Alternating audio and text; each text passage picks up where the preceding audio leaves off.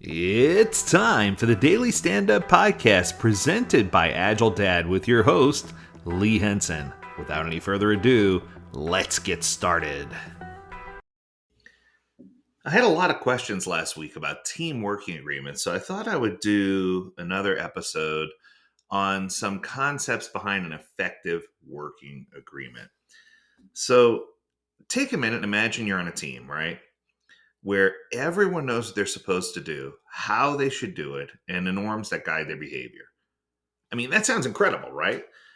And that's the whole purpose behind a working agreement. It's an essential way of creating a high functioning team, or at least creating an environment where a team can get to that point. But as you start diving into what a working agreement is, it's incredible. I've looked on the internet and saw 1,000 different things that people could put in an agreement and 1,000 different ways to do it. And some focus on how to handle conflict, some focus on other things. I wanted to give you just some fundamental elements of the working agreement and then touch on a couple of additional topics because I thought that would probably be the best way to approach this. So let's go for it. So some fundamental elements of a working agreement. So, shared purpose. It's a way to state clearly the goals and objectives that the team has. If you have these in place, it'll keep everybody aligned and it'll keep everybody focused on the North Star of what you're trying to do.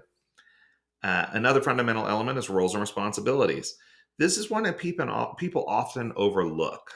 This allows each team member to look in and understand what their position is within the team and know how to do what they need to do. Now, this is interesting because I often say roles and accountabilities or roles and responsibilities because what I found is from organization to organization, sometimes when you start just talking about roles or just talking about titles, that different people give different titles to different accountabilities. So, what I'm trying to say is instead of trying to say, okay, um, we're all business analysts here and we all behave the same, we need to know what the role of or what the responsibilities or accountabilities of that business analyst are within the team that they're working. All right, coming at number 3. I think it should include any important process notes or tools. So we need to make sure people who start out with our organization know everything that's at their disposal in order for them to be successful. So if we take time to talk about communication channels, what tools we're using, how we're leveraging those tools, which things are available, how they tie back to what we do, and what our process is, I think that's going to help us establish number 4. And number 4 in the fundamentals list has to do with norms and behaviors. This is how we define acceptable conduct within a team, and it sets the tone for how we're going to interact and make decisions. And I think that even if you had nothing else in your agreement but those 4 things, it would provide great value, right? Now, of course, we're trying to do these working agreements for a reason. So, what's the reason behind it? What's the logic? Why are we trying to do this, right? I mean, those are the 4 fundamental pieces. But why do we do it? Well, the first thing I thought of right away is it enhances collaboration. If you have a strong working agreement, it allows people to talk to each other and collaborate and know they're in bounds, right? And when I say know that they're in bounds, that means that it establishes some norms for how the team's going to communicate, how they're going to work together, and it helps promote respectful interactions. It lets people know where the safe space is for dialogue and that there is a safe space for dialogue, and it helps them have those conversations. And as a byproduct, that helps you have improved accountability because then team members know that they're going to be talking about things. So each person, takes on their accountabilities and they take those seriously. But then at the same time, it also allows for people to be more adaptable because if we know that it's okay, it's safe to have conversations, it's also safe for us to be flexible when we need to. And if we incorporate some of these values into our working agreement, it's going to help us when it comes to everything from better communication to conflict resolution or aligning with values. It's going to help us just really understand, and it's going to help the team feel like they're empowered because they're going to feel like they had a working say in how things are going to be done. So I think that all those things kind of work together. And as an end result, the product or service that you build ends up having higher quality, your estimates become more predictable, everything just kind of falls into place, right? But I think a lot of people take for granted the entire concept of having a working agreement. So I had someone in class say, "We've been working together for a long time as a team, and we've never had a working agreement." And I was like, well, I guess that's possible to have a team that works well together without a working agreement.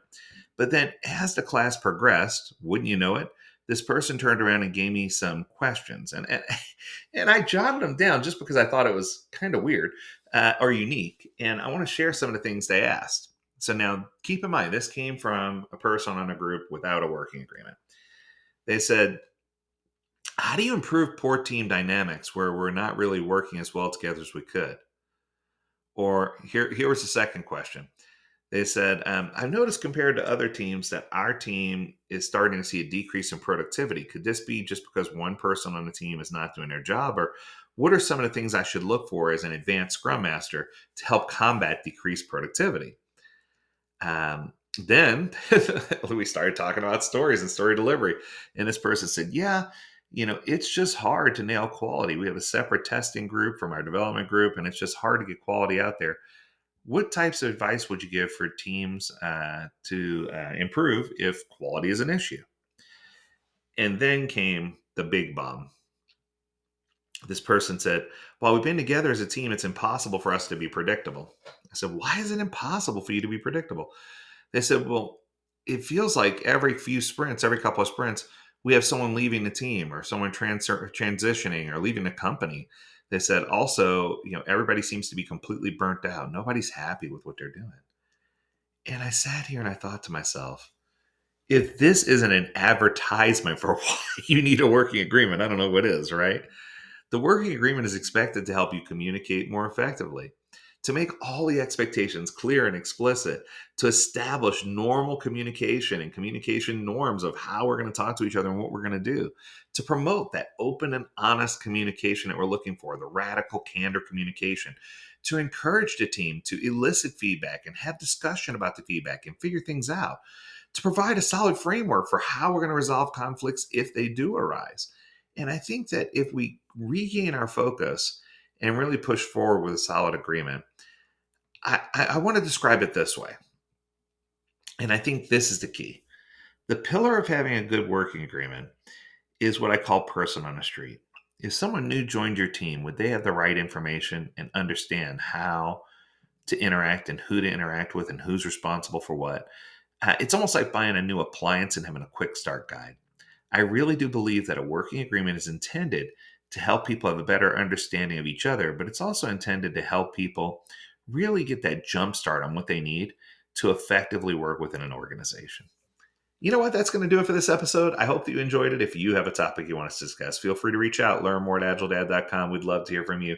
As always, we encourage you to stay healthy, stay well, and stay agile, my friends. Until next time, do take care.